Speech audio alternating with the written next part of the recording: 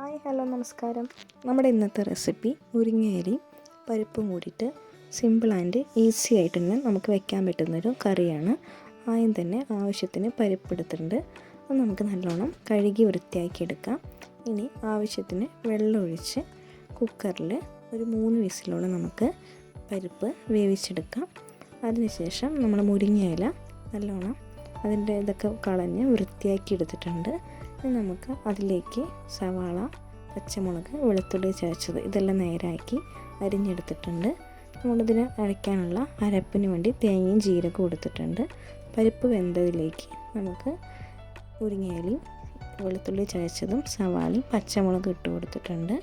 പിന്നീട് അതിനാവശ്യമുള്ള മഞ്ഞൾപ്പൊടി, മുളക് പൊടി, കല്ലുപ്പ് ഇത് ഇട്ട് കൊടുത്ത ശേഷം ആവശ്യത്തിന് വെള്ളം ഒഴിച്ച് കൊടുത്ത് നല്ലോണം ഇളക്കി യോജിപ്പിച്ച് നമുക്കിത് വേവിക്കാൻ വയ്ക്കാം. പിന്നീട് നമ്മുടെ അരപ്പിന് വേണ്ടിയിട്ടുള്ള തേങ്ങയും ജീരകവും നമുക്ക് മിക്സിയുടെ ജാറിലിട്ട് നല്ലോണം അരച്ചെടുക്കാം. അങ്ങനെ നമ്മുടെ മുരിങ്ങയില റെഡിയായി വന്നിട്ടുണ്ട്.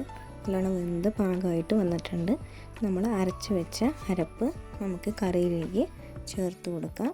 അങ്ങനെ തേങ്ങയും കൂടി ചേർത്ത് കൊടുത്ത ശേഷം നല്ലോണം ഇളക്കി യോജിപ്പിച്ചെടുക്കാം. ഇനി ഈ അരപ്പൊന്ന് വെന്ത് കിട്ടണം. അങ്ങനെ നമുക്ക് ഒന്നും കൂടി ഒരു 5 മിനിറ്റും കൂടി നല്ല ഹൈ ഫ്ലെയിമിൽ തന്നെ വെച്ച് നമുക്ക് നല്ലോണം തിളപ്പിച്ചെടുക്കാം. അങ്ങനെ നമ്മുടെ കറി ഏകദേശം റെഡിയായി വന്നിട്ടുണ്ട്. ഇനി നമുക്ക് കറി ഒന്ന് വറുത്തിടണം. അതിനായിട്ട് ചീഞ്ചട്ടി വെച്ചിട്ടുണ്ട്. ചീഞ്ചട്ടി ചൂടായി വന്നതിന് ശേഷം അതിലേക്ക് വെളിച്ചെണ്ണയാണ് ഒഴിച്ച് കൊടുക്കുന്നത്.